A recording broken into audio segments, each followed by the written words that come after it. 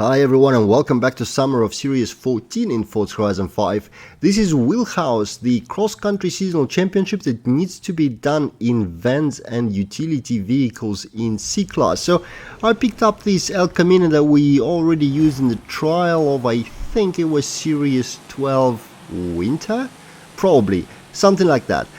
Basically, we used this car already with Saeenu's tune that was tuned for the road, but in C-Class there's not so much you can really adjust and upgrade, so I figured it's gonna work in cross-country as well, reasonably fine. I mean, we're not here to set any records, right? We just need to beat AI and a few teammates.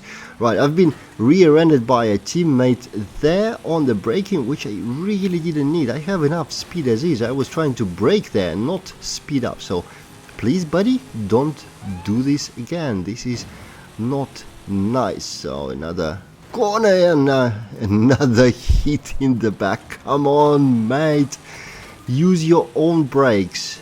I have my own. Now the reason I'm particularly unhappy about this is braking is one of these cars not a problem. You just need to remember to brake early in this car in cross-country setting because you know, it's C-Class, so there's not much you have in terms of tires, nothing like off-road tires or anything, and this car is really heavy, so if you start sliding in the corner, this slide never really ends. You almost need to stop completely for your tires to catch any kind of grip again, or you can keep trying to power through it and you'll continue your slide all the way through the corner, making it a one huge drift, which may look nice, but it's super slow. So if you do pick up this car for this championship, remember, brake early, that way you'll make the corners rather than fly through them. And apart from that, there are no issues. As you can see, I'm easily first past my bumpy teammate, past all of the AIs without any hesitation, and keep increasing the gap by the end of lap 2. Now if you own car pass, then maybe, or not maybe, most probably Volkswagen pickup would be a better choice for this championship, but I tend to not choose the premium cars for these videos just to make sure a wider audience can make some use of this. And again, to be honest, it's not hard at all. This El Camino, as long as you don't fly out of the corners, you should be fine completely. As you can see, there's plenty of speed this car has, and it's very easy to build the gap to the rest of the field. We were a bit tight on the scoring, with two of our teammates being in the very end of the pack, but it looks like one of them left, so now the lobby has shrunk all the way to 3 people, just us, and 1-2 in the front obviously guarantees the win against AI, which is right here as I am crossing the finish line for the race number 1 in gorgeous looking El Camino. Not your most probable vehicle for off-road racing, but yeah, whatever works, whatever works. Let's go for the second race. And the second race is El Descenso cross country, so literally the descent, which means we're gonna have a huge run down the mountain in the very beginning.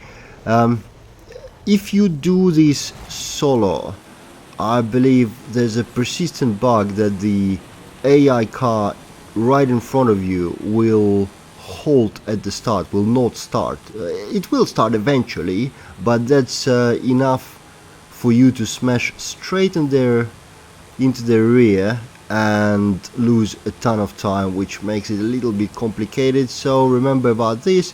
And overall, the advice for this race is, on this long descent, make sure to avoid any collisions. Rear-ending an opponent car is the best way to lose all your speed and tons of time, which makes the rest of the race quite complicated, as if you let the opponents build a gap to you here in the very fast initial section, it becomes really tricky to catch up. But for now we are good. We are in the first place. We passed everyone right where it mattered, and yeah, AIs are long gone behind, just one straight behind me. Well, not too close behind me. Now this is where I guess the trucks and Volkswagen pickup from car parts would work much better. The puddles of water, the big bodies of water that we have to cross, they are not particularly good for my car, as it's reasonably low, and again the stock tires make it a little bit difficult. But that's why building the gap early on is so important, that whatever disadvantage you may have right here, crossing these little rivers, springs and puddles, well, do not put you at risk of actually losing the race, because it's very hard to recover from it if you make a lot of mistakes there. But no, we are fine. There's an AI really close to us. That's really not so much AI's car performance, rather than the algorithm just tuning into how fast we were driving in the initial part of this track, and now they assume that's our average speed and they try to line up to it. And yeah, you can see I lost, I know, several seconds at once in that corner, just sliding through it. Something that I was talking about in the first race. Yeah, but yeah, he's dangerously close after my mess up in that corner. But again, that's why you want to build a gap in the front, because AI gets tuned for the rest of the race on that really fast section. Nonetheless, we managed to beat the AI in 2 races, which is what we usually plan to do. And I hope this was useful and entertaining. Thank you for watching, and I'll see you in the next one.